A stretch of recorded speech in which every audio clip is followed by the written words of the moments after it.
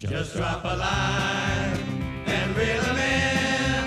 It's good old boys, come fishing again. Just drop a line and reel 'em in. It's good old boys, come fishing again. Yeah, it's that time again to drop a line. So sit back and relax and let's go fishing again. Come along as we join John Shaw and today's special guest. Reel 'em in on Fishing with the Good Old Boys. Good fishing. Just drop a line and reel 'em in. It's good old boys, come fishing again. Just drop a line and reel 'em in. It's good old boys, come fishing again. It's good old boys, come fishing again.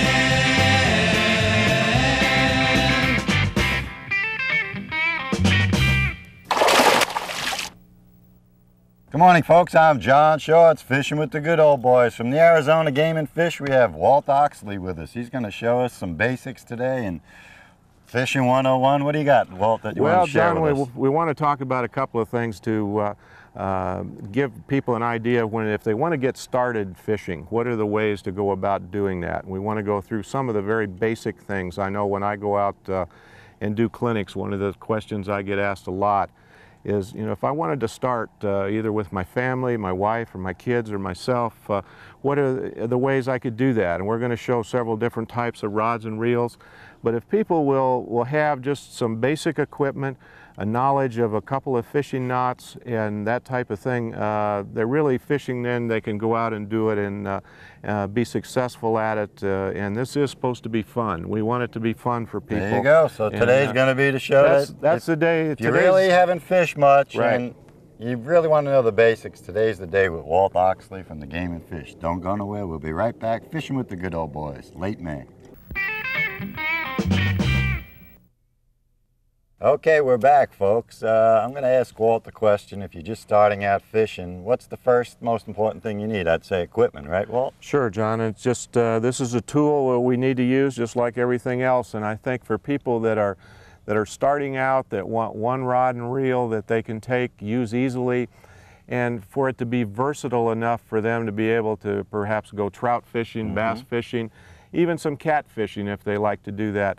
A push-button rod and reel like this, a simple rod and reel to use. The old Zepco, we all started with those puppies. Exactly, and I'll tell you what, they've built a lot of them and they still work very well. You got that right. And don't buy the most inexpensive, because most of those are not built very well, but spend a few dollars. It's not terribly expensive to get started, but a reel like this, put some 8-pound test monofilament on it, have a 5.5 or maybe even a 6-foot medium action rod. What would you rig it up with? Well, if we're out here like today, we're out at Lake Pleasant, late May. There's quite a few fish working topwater out here. A bait that I would use right now is one that... a sluggo type bait? A sluggo type bait, and this is one that has 2 exposed hooks on it. And one of the nice things about this, one reason I would use that on this type of a rod and reel, is that again, we're using one rod that's light enough for us to be able to go trout fishing, so it's not going to have a lot of hook setting power. But this, with the open hook, would allow people to be able to catch a fish, because the fish basically hooks himself. And this is an easy bait to use. There's really no wrong way to do it. This is 8-pound test line, and it doesn't matter what bait we're tying on. We're going to do it basically the same way. And one of the things we're going to do here is go through the eye of the hook, and then we're going to use, and don't worry about the fact that you're going to use a foot or 18 inches of line. This is going to be the cheapest thing you do all day, is do that. We're going to go through the hook, then we're going to go through back again, and what we end up with here is that we just have a double line. Very simple so far. And then what we're going to do is make one overhand knot, and that's like the first knot that you make when you tie your shoe. Is just a simple overhand knot. This loop here, whatever lure or bait that we're tying on, has to pass through that loop. And so we're just simply going to put this through the loop, and now we get it clear, and then we can tighten everything up. And once we do that, and I will tell you folks, one thing is always moisten monofilament line, whether you do it with saliva, lake water, whatever it be, because it builds up heat in monofilament line anytime you tighten a knot. So what you want to do is moisten it, pull down on it, tighten up, and once you do that, you can pull one end, and once it's tight, pull the other end, clip off the, and always use your nail clippers as I'm doing. Don't bite the line. How do you like those nail clippers, That's folks? right. The human nail clipper. Well, that's, I still have my own teeth, believe it or not. But that would be a Palomar knot that would be a good knot for everyone to learn. That's great. That's a good-looking bait, too. What's that, the new Westy Sluggerooski? Yeah, this is the open hook Sluggerooski here. And one of the nice things about that is that, like with the Westy worm, this is... that's who makes that. That's why. Yeah, it's that's very right. similar. And this is the first time I had a chance to fish this. But one of the nice things about this is a bait that the fish comes up and does a lot of the work for you himself, because he'll hook himself. And like we mentioned with some of the lighter action rods that we use, a lot of times I even use an ultralight with 4-pound test line. Oh, that's fun. Fish a bait like this, I don't have to worry about a hook set. What we use to Texas rig, the weight we use is a bullet sinker.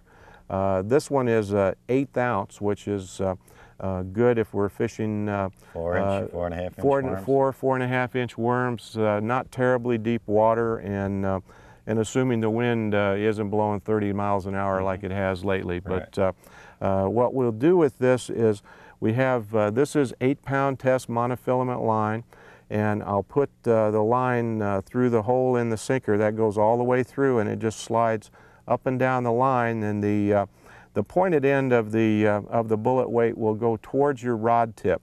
And what that allows it to do is to come through rocks and brush a little easier. Once that's on our line, we can just let it slide up out of the way. Then what we'll do is tie on our hook. And this is a 1/0 worm hook, straight shank, very sharp, thin wire hook.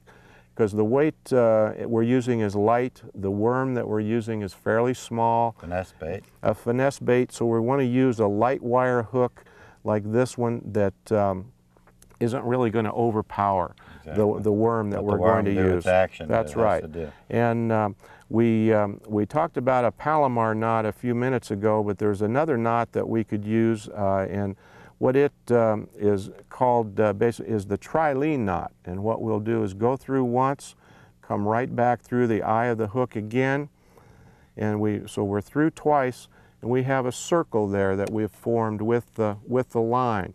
And then this line that runs back to our rod, we'll take the tag end, the loose end, and go around that line 5 times.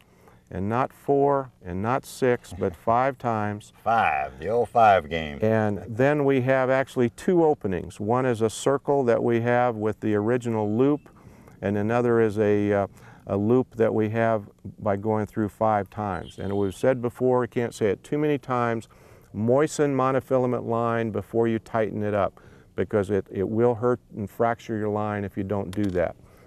So we'll moisten the line, pull it tight, and now we have an excellent fishing knot to use for monofilament line.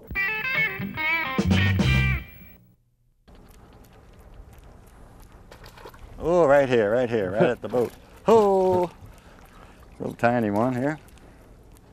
We just came up the river here, and this is the little Zara puppy here. We've been having a couple of fish come up, but they're real tiny ones, and they've been missing the bait. And now we see why. They are real small fish here. Well, John, what'd they do, Walt, with the eagles here? Something happened with the eagles? Well, unfortunately, the young eagles died, and as of this time, there hasn't been a determination of why they died. They initially think it is because of natural causes, and that's why the river has been opened up earlier than expected. They usually open it on June 15th? Just about the middle of June, right. And that's too bad. Yeah. All that time and all the volunteers watching. Yes, that really is a big project that a lot of people put a lot of effort into, and it is a shame because the eagles are sure a beautiful sight out here. Isn't that amazing? I've seen a few out here. What's going on there, He's Walt? not very big, John, but he's a fish. He's a fish. You just put Yeah. that on, too. Yeah, we just A TD minnow? little TD minnow, and we'll try to get the hooks out of him without getting them in ourselves. And You got it? You need some pliers? yeah, here, I've got some right here. Okay. I noticed a little different bait there. What's that, the TD Yeah, minnow? John, I just tied this on just to see if the fish might want something under the surface. This is called a TD minnow, and it's a jerk bait. When people read in the paper about things called a jerk bait, this is one. Rattling Rogue is another one. It's kind of like a Rapala minnow, but this one is a suspending bait, and what that means is that when we stop pulling on it, it tends to stay in the same place like an injured minnow would do, and it gets pretty tantalizing to the fish. And one of the ways to fish this is kind of hesitate before you pull it. Pull it, stop, pull it, and a lot of times when you go to pull it again, that's when the fish will be there, and that was the case with this little guy here. But that's a nice, healthy little Lake Pleasant bass that we want to get back in the water and let him go. All right, the TD minnow. He doesn't know he's loose yet. He's on his way down. There he goes. Good job. TD minnow, which means Team Daiwa. Look at the shoulders on it. Yeah. Unbelievable. And The big. the wingspan on those are pretty impressive also. Maybe it'll take off here. Well, there you go. There he goes right now. That's right on cue. Right on cue, John. Good job. Look at that. Look at that beautiful thing. The American bald eagle, the symbol of our country. Look at that beautiful thing. Unbelievable, huh, Walt? Like you said, what John, a thrill. that's What a thrill to see that. just to go be out here and look at him where he's. Going up the perch Oh right my. there. Good fish, good fish. I'm ready to eat breakfast and old Hey, Walt's here boy. wailing away. Well, you know, Nice one, snooze, buddy. snooze you lose. That's one of those. That's it. Sluggarooski. Yeah, and that's, whoop, there he goes. We're There he going to let goes. him go anyway. Anyway, So we're going to let him go. Show him But what you that's, caught that one on. was on A one new of the, Westie deal, Sluggarooski. and this one fishing 8-pound test line. Fish basically hooked itself. How were you fishing that, Walt? Was it basically that way? I noticed you were sort of subsurface. John, on what the I was last doing one. was just holding the rod to the side, letting it sink a little, moving the rod a couple of feet at a time, and all of a sudden I went to pull on it and the fish was there. Quite honestly, that's just that simple. And that's one of the nice things about this bait. There isn't baits like this, any of the sluggo type baits, there really aren't a lot of wrong ways to do it. Walt, can people get in touch with you at Game and Fish to do these seminars or teach them? You were telling us on the way up here this morning what you Yeah, actually John, what I do is conduct fishing clinics for the Game and Fish Department, and many of them are for specific groups of people. It might be a school, it could be a group of scouts, senior citizens, handicapped people, and this is part of our sport fish education program, and through the Game and Fish Department, and I do approximately 100 fishing clinics a year. And one thing probably for people to look for would be some of our open to the public clinics that we do throughout Arizona. I do them from far west as Lake Havasu to as far east as Springerville. How do people get the information about well, these one of the open clinics? they could call the Game and Fish Department number at 942-3000 and ask for the education branch. It's 602, right, area code? It is 602 area code, right. And also, if they wanted some information they weren't able to obtain there, they could call me directly at 602-412-0240. But I should also make people aware that this is a program that has become so popular simply by word of mouth that right now I'm booked up almost a year in advance. Ooh. So it wouldn't be something I could make a firm appointment, but I could make them aware of when our next open to the public clinic would be that they could attend by themselves or with their families. Come on, come the Oh, papa. good, John. John's on these deep fish here. Yeah, they're a little better. Oh, there's a little better fish following it too. Oh yeah, so there's always follow up this time. About time to. This is what I've been using lately on this Switch deep Carolina stuff. Is the good old grub here, the chartreuse one. It's been working real well at all the lakes. When they're just back on. Oh, well, there's a little one on top. You got a top water fish here. Okay, now it's fun. Hey, now we're in them. We're high low on them. I don't know if the camera can see. There's at least 6 fish underneath this one. Follow-ups. Yeah. Okay.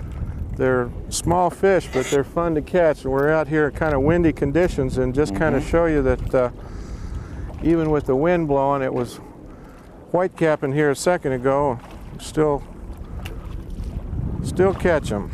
Still catching them. If you'll put up. Yours a little better than mine. They're about the same. About the same. Not much to talk about, but there's better ones in there. Put them in gently. We're rocking and rolling out here. Good. He's coming up. He's coming up. John. Oh, a little one. He's real good. Look at the size of him. A bunch of them follow. Big ones too. Following. Look at that's where you need to put another bait in the water right behind it. Sometimes the bigger fish will be there. There you go. Nope. There's a nice one. Followed it up. I tell you that. Another little one on the old grub here. Trying to get some bigger fish, but we're having a good old time here. Unbuckle this. He's peeing all over the place here. There you go. Nice little fella. Look at the fish hit. Look at him hitting that bait right there. A lot of little bucks out here chasing around. But hey, they're fun to catch. You got one, John? Yeah, I got another little guy. Well, yeah. We got these little tiny fish here, but they're still fun to catch. Got to work through these smaller fish sometimes to get to the bigger ones, and I mean, this is a small fish, last week's model, but it shows that we have a healthy lake, huh, Walt? Yeah, John, that's what I always tell them. Got to have the little ones, got to have all different year classes of fish. I'll show you the setup one more time what I'm doing here. It's the good old grub, right there. Salt, pepper with the chartreuse tail. One odd hook. I'm using a Gary Klein weapon hook there. Oh, it looks like I have a lot of leader on today. I have, I'd say 30 inches maybe. And I have the old egg sinker here. Half-ounce egg sinker with the old trick with the bead and then the swivel, and then just cast it out. We're fishing out in a little deeper water. We tried all the shallow stuff to show some top water, and the bite hasn't been great at all today, so we figure we'll come out here and try some of these fish that are out on the deep structure out here, and we're catching a few little guys. Uh-oh, look at that baby Walt got out. Look at the size of that weight on there, Walt. Heavier let's see that weight. Look at the weight down his line there, Davey. Look at that sucker. We're talking about an anchor for some boats. Looks like Pluto to me. What's that, a 1 ouncer? That's a 1 ounce weight. Had been fishing some fairly deep water and fishing in some really high wind, and this is one thing that'll help keep the bait on the bottom. And that's a good suggestion. In my opinion, the weight isn't going to bother the fish with the sliding weight. When they pick it up, they don't feel the weight so much, but it lets you keep in contact with the bottom. I've got a 6-inch, this is a Zoom watermelon colored lizard that's been catching a lot of fish out here. We'll see if maybe this might catch us a little better quality fish. Okay.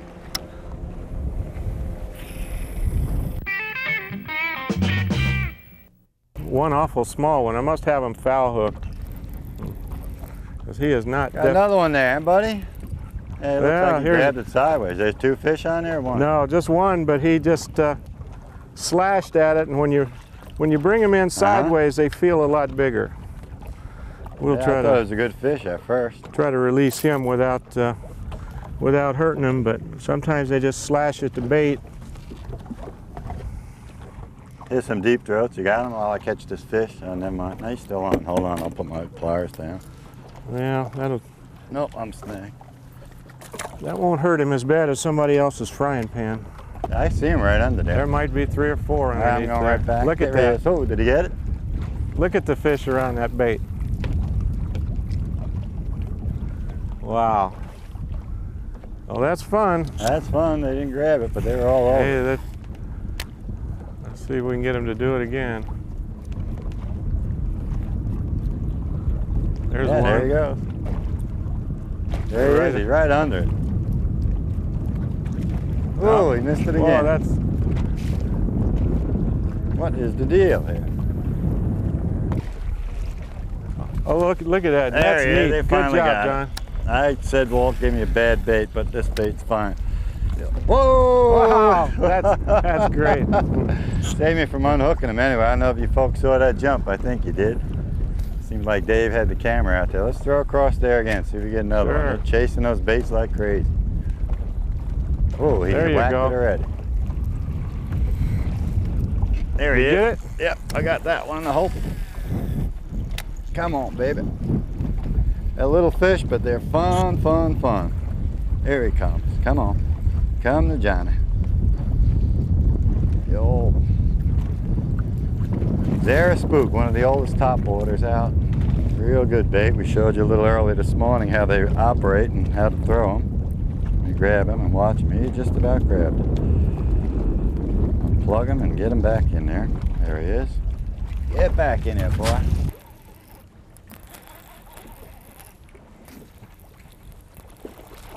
Decent little guy. Same deal, huh, Walt? Yeah, same deal. Working around this here little island out here, and they're jumping all over it.